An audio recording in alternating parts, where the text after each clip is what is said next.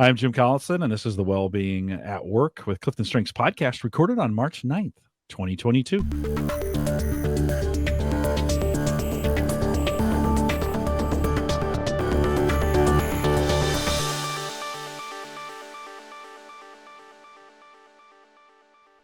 In this CliftonStrengths podcast, we'll look at the strengths, insight, and action planning items from Appendix 1 in the Gallup book, Wellbeing at Work, one theme at a time. And today's theme is Intellection. If you're listening live, we'd love to have you join us in our chat room. There's just a link right above there. Or if you're listening after the fact, you can always send us an email, coaching@gallup.com. Dr. Jacqueline Robinson is our host today. She works as a Gallup Learning and Development Consultant and was the primary contributor to Appendix 1 in the Wellbeing at Work book. And Jacqueline, it's always great to have you here. Welcome back. Likewise. Thank you. Let's get started with the standard definition. When we think of intellection, what do we think of? Let's dig in.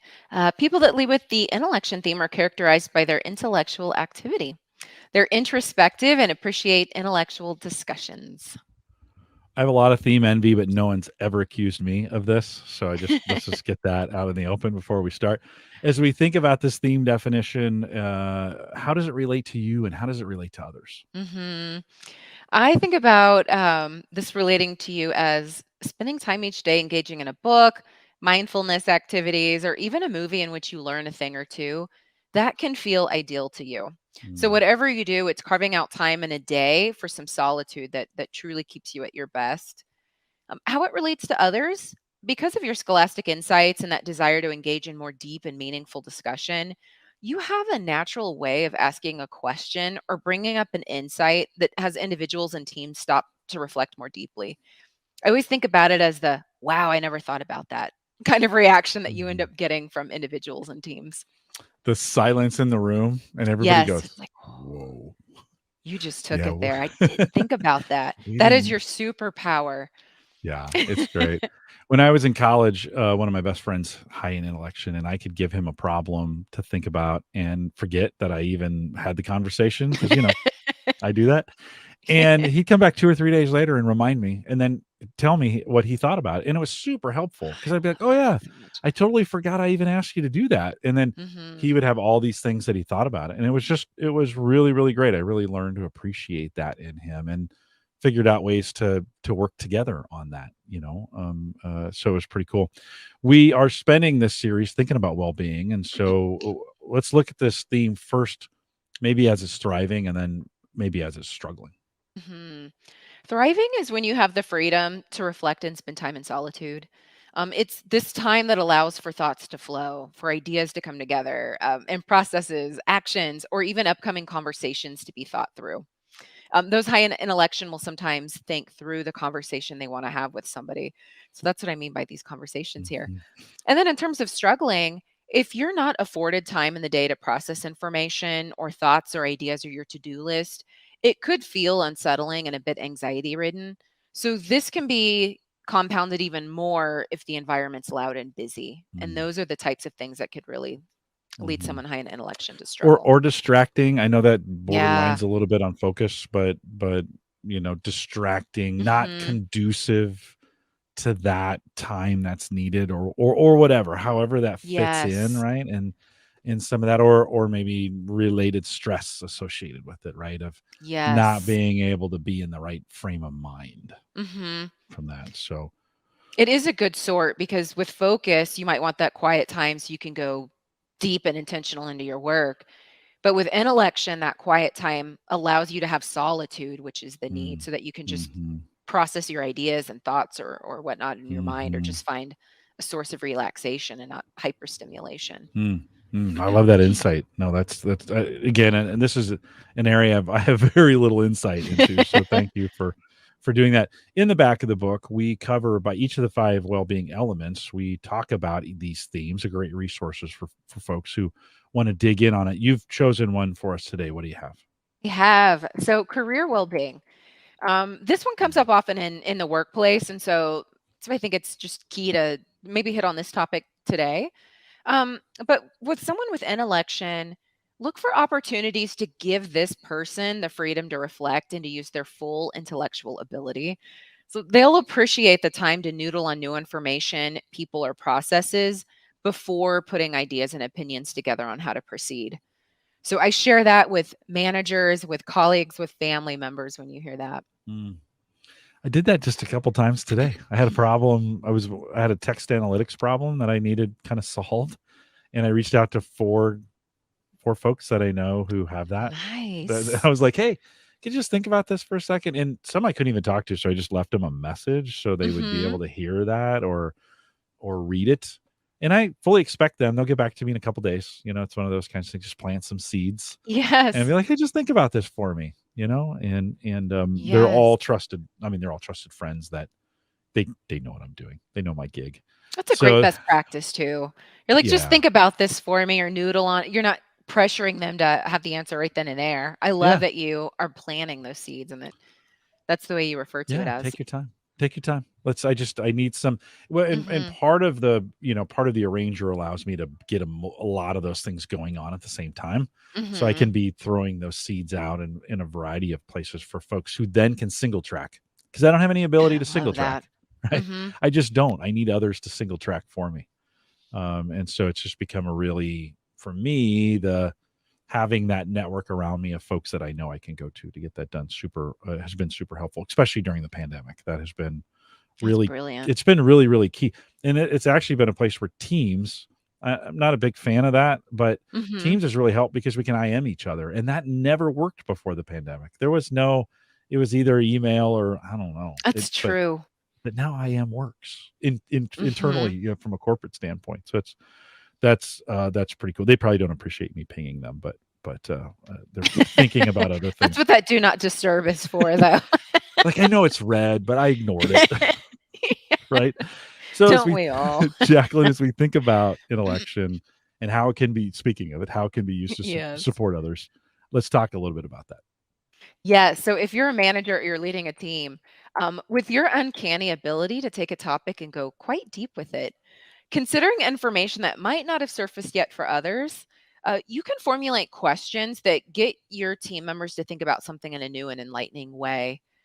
So, again, going back to that question asking, where there's something that you've thought of or you're reflecting on that you recognize hasn't crossed their minds yet. Just offering that up and putting it on the table can really have them go, "Oh, wow. Yes, I didn't think about that." And you could take them on this new enlightening journey. If you're on a team, when others need someone to bounce a topic off of, to ensure they're considering it in all of its depth and spirit, you could be that person after, again, given a window of time to think through that question or topic that has some thoughts or follow up questions that they haven't yet considered. And then, as an individual, once you identify your hobbies, passions, and topics of interests, you're capable of diving even deeper into your knowledge of them. So, this might show up in weekend museum visits or hours spent reading your favorite book genre. Or this could be additional skills training or continuing education you're doing that supports your career path.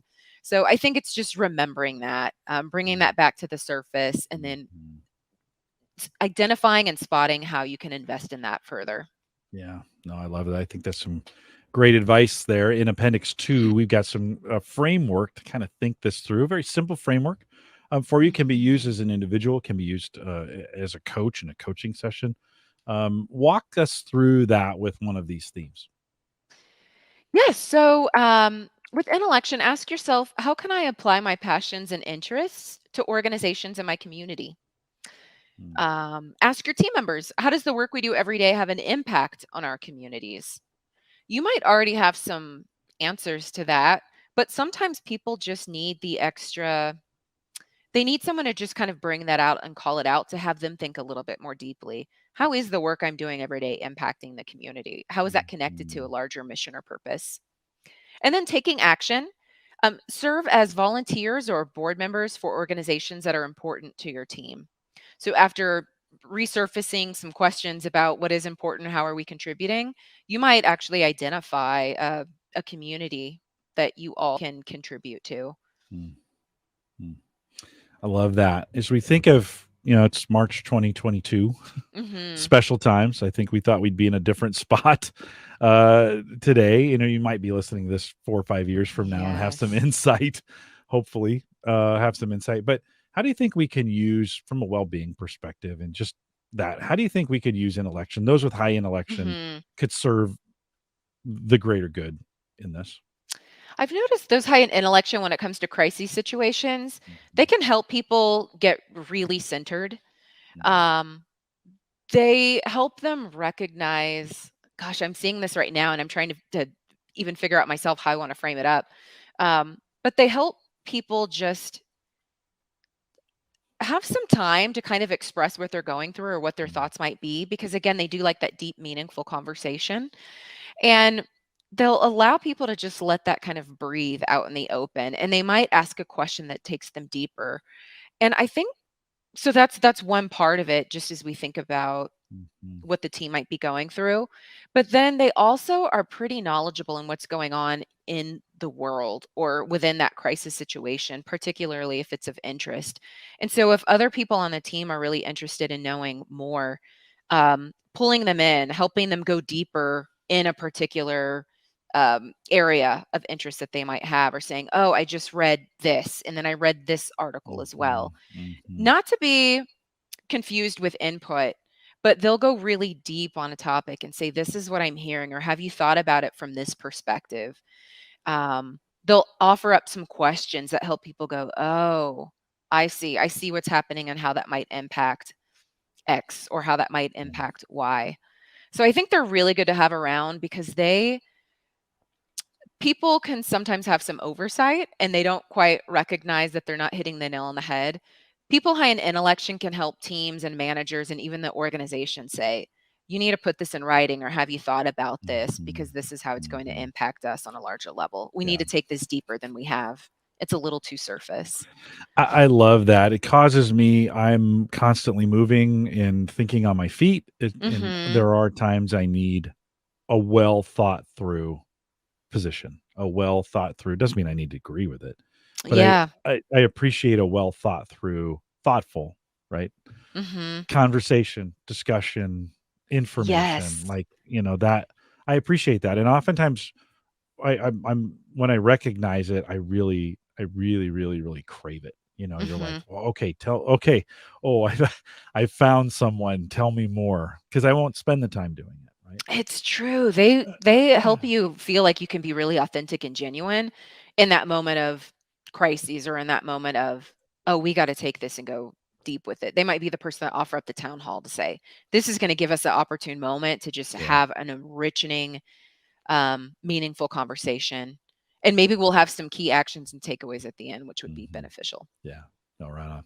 Yeah. Well, good stuff. Thanks for doing that. I think with that, we'll remind everyone to take full advantage of all the resources we do have available now in Gallup Access. Head out to gallup.com/CliftonStrengths for coaching, master coaching, and become a Gallup certified strengths coach. You can send us an email, coaching@gallup.com. Stay up to date on all the webcasts. Head out to gallup.eventbrite.com. Follow us there, and you can get Mhm. notified whenever I do something new. And then, of course, join us on any social platform by searching Clifton Strengths. I want to thank you for joining us today. We'll do some post show for those who are joining us live. If you got questions about intellection, you can throw that in for the post show. And with that, we'll say goodbye, everybody.